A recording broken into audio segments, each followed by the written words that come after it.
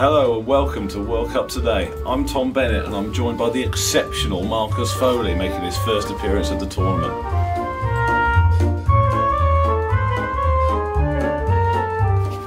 Okay, first on the agenda is obviously, naturally, Germany against Mexico.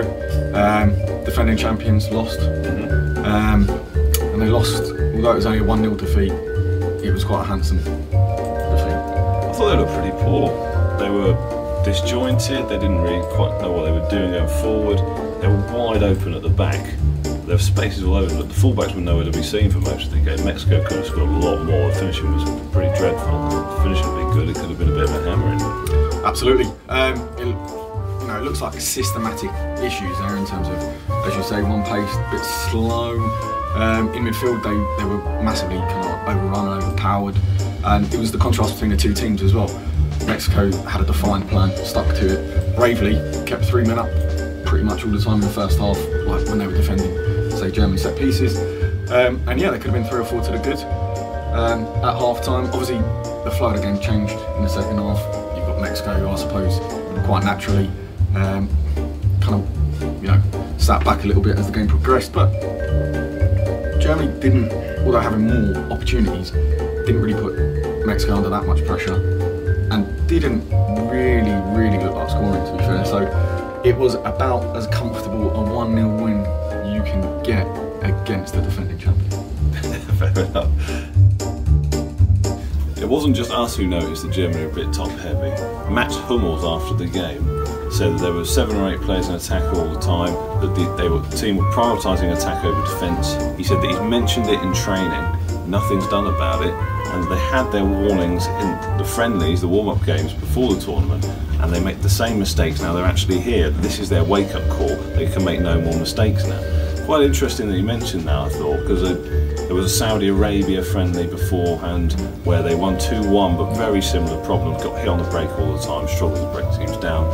I think there was 2 wins out of their last 5, and in this particular match they were caught over and over and over again. But is him saying that and mentioning that him and Boateng were just left on their own all the time, is that a sign of factions in the camp? It's a tough one. From the outside in, it doesn't look good. It looks like there's factions, but I suppose, part of improvement is critiquing how you're playing, and if you think you're not being offered the correct protection by your colleagues, then I suppose you have to say that. I think the Mexico one is interesting because obviously Mexico set up specifically to counter, leaving 3 men up at all times, certainly in the first half. Obviously Germany and Mexico played in the Confederations Cup and Germany beat them, and it appears as though they learned from that and just targeted those areas. But yeah, Germany have to win from here on in, so what does Lowe do? Do you stick with the tried and tested that has won you World Cups, go to a semi-final with the Euros, or do you play a little bit more conservatively? I mean, it's a decision that he needs to make. It does feel like the team's a bit tired from watching it, that they're set up for a bit of a fall at some point. They could be ripped apart by a team with better on the break than Mexico. Is there another 7-1 coming just the other way around? I worry what Brazil would do to them.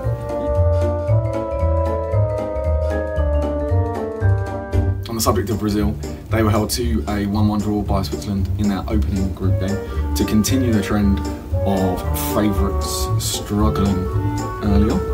What did you make of the game, Tom? Well, the first thing I need to say, I owe Neymar an apology, because in yesterday's show I called him out for terrible hair, which he showed in the training sessions. He has sort of a noodly effect on top, but it turns out that was just preparation, and what he's done is he's gone for what people said was the Emily Sande, which I'm not sure if that's entirely fair, but I thought it was pretty fresh at the back. So, hair aside, how did you think Neymar performed? He is, of course, on the way back from injury. I thought he was pretty good. I felt like flashes of brilliance, but in general, I thought he slowed the play down a bit for Brazil. They kind of feel like quite a modern team, well put together.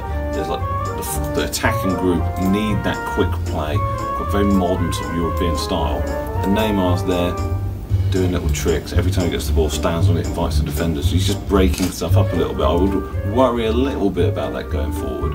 But in terms of, I don't think there's that much for Brazil to worry about, even though they did drop points in the match. I I thought they looked pretty decent, to be honest. Yeah, I think there's also an argument, you know, there's been much made of the favourites starting slowly, but if you look back in tournaments, the last few tournaments, the team who went on to win it don't necessarily make the best start. It's all about momentum in tournament football, so a 1-1 draw, not really the end of the world. So, on to my favourite part of the show, the Hamesometer. The Hamesometer is basically a scale of players who have excelled at the World Cup and could be on for a big move after the World Cup, like James Rodriguez. First player up from the games over the weekend is Sergej Milinkovic-Savic of Serbia. Thought he looked really quite good in that opening game at Costa Rica on Saturday. He played a little bit further forward than he does for his club. We already know he's in high demand. Manchester United are apparently interested, Juventus are interested, and there were some lovely little flicks and skills, and I think there's already 10 more million on his price tag already. Absolutely, without a doubt. As you say, he played in the kind of number 10 role. There was a touch of the Zidane-esque sort of stuff from him here and there. He also has end product. He looks like a superb player and would be a fantastic signing for any club. He was the best player in Serie A last season. So yeah, chances are he'll be on the move after the World Cup. Also knocking Golovin further down the Hamesometer is Julian Brandt, who came on as a substitute for Germany and looks incredibly lively. It was said that he was the player who kept Leroy Sané out of the Germany squad, although Löw, I think, used that as a bit of an excuse. You could quite easily accommodate both players in that setup. But he looked good, he hit the post with an unbelievable shot. He had the pace and zip that Germany were lacking, so I think he would have interested quite a few of the big clubs around Europe.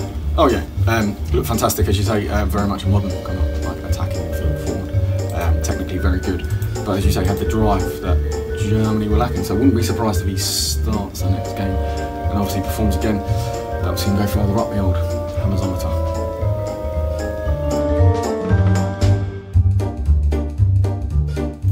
One of the themes of the tournament so far is that teams are coming with a clear tactical idea, performing pretty well, and that's very good news for England ahead of their first game tonight, Monday evening. Absolutely. Gareth Southgate has a defined system that he wants to play in. Free at the back, retention of ball, of the ball, and yeah, it bodes well for England. He set the team up to play in a specific way, and the team seems to have responded to it. He's obviously also announced his team early on to get the players ready for the game. I think a big responsibility will fall on Jesse Lingard to basically make decent runs into spaces behind and drag defenders. Talking of Jesse Lingard, on the website right now there's an excellent long read by John Bruin. If you want to go there, have a read. The making of Jesse Lingard, that's well worth your time. Absolutely.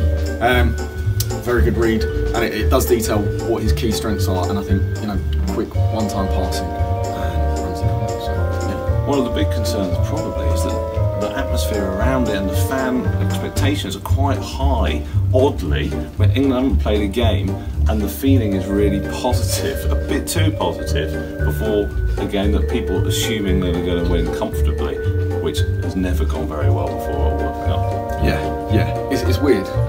There's such a lack of expectation on England at the moment that that's almost putting a bit of pressure on them, if that kind of makes sense, for them to just play well and start well. But, you know, they're looking good. Yeah, we'll see what happens. Fingers crossed. It's coming home. Thanks very much for joining us today. Tune back in tomorrow when Marcus will be joined by the also exceptional Kevin Coulson. See you tomorrow.